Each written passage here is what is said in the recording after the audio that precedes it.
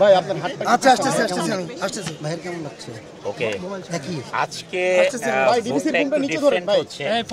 কারণ আজকের ভোটে অনেক ডিসিপ্লিন আছে। ইভেন দো আমরা যখন গেট দিয়ে ঢুকছিলাম আমাদের গাড়ির গ্লাস নামাতে হয়েছে, আমাদের গাড়িতে যে আমাদের বডিগার্ড থাকে তাকেও রেখে দিয়ে আসছি আমরা বাইরে। পুলিশ ভাইরা বলছে যে অনন্ত ভাই বডিগার্ডকে বাইরে রাখতে হবে। আমি বললাম ভেরি গুড, আইন সবার জন্য সমান, বডিগার্ড বাইরে থাকে। আমার কাছে ভালো লাগছে, সত্যি না এটা এত ডিসিপ্লিন অনুযায়ী ভোটটা হলে হবে কি কেউই কারো উপরে কমপ্লেন থাকবে না। যখন ভোট গণনা হবে তখন কেউ বলতে পারবে না যে ভোটটা এইভাবে হয়েছে ওইভাবে হয়েছে, আমাদের মানি না, এরকম কিছু হবে না।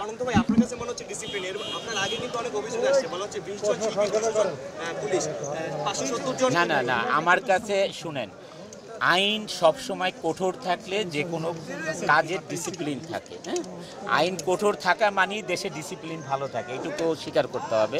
বাট আমার কাছে ভালো লেগেছে। আমি যেমন গেটের বাইরে আমি গ্লাস খুলেছি, মানুষের সাথে দেখা করেছি, পুলিশ ভাইরা কথা বলেছে, বডিগার্ডকে গাড়ি থেকে নামিয়ে দিয়েছি, পারফেক্ট।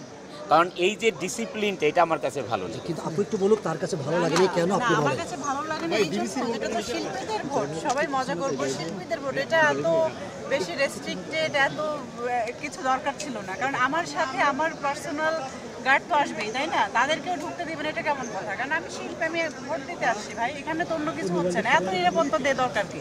চলেন।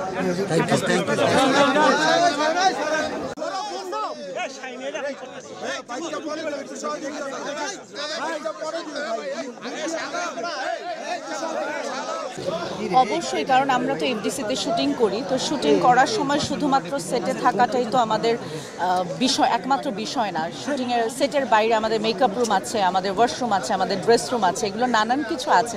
তো এগুলো এত ক্যামেরার সামনে বলার কিছু নাই। আমার মনে হয় যে সেই জায়গাগুলো ঠিকঠাক রাখা এবং শিল্পীদের কাজ করার সুবিধাটা যাতে এফডিসিতে থাকে সেটা যাতে দেখি, সেটাই চাই। আপনি প্রথমবার ভোট দিয়েছেন আজকে, অনুভূতিটা একটু জানি।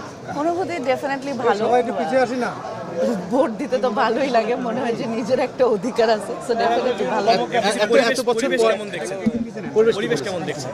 পরিবেশ দেখছি তো ভালোই, এখনো ঢুকতে পারি নাই, তার আগেই তো আপনাদের সাথে দেখা হলো। তো আমার মনে হয় যে বাংলাদেশের সবারই এক ধরনের আগ্রহ আছে শিল্পী সমিতির নির্বাচনের বিষয়ে, কারণ সবাই এক্সাইটেড, আদারওয়াইজ তো এতগুলো ক্যামেরা থাকতো না, সবাই অনেক এক্সাইটেড। এটা থেকে এটাই প্রকাশ পায় যে আমাদের অডিয়েন্সরা এখনো আসলে সিনেমার ব্যাপারে অনেক আগ্রহী এবং সিনেমার শিল্পীদের ব্যাপারে। আপনাকে ধন্যবাদ, আপনি এখন ভোট দিতে যেতে পারেন। Thank you.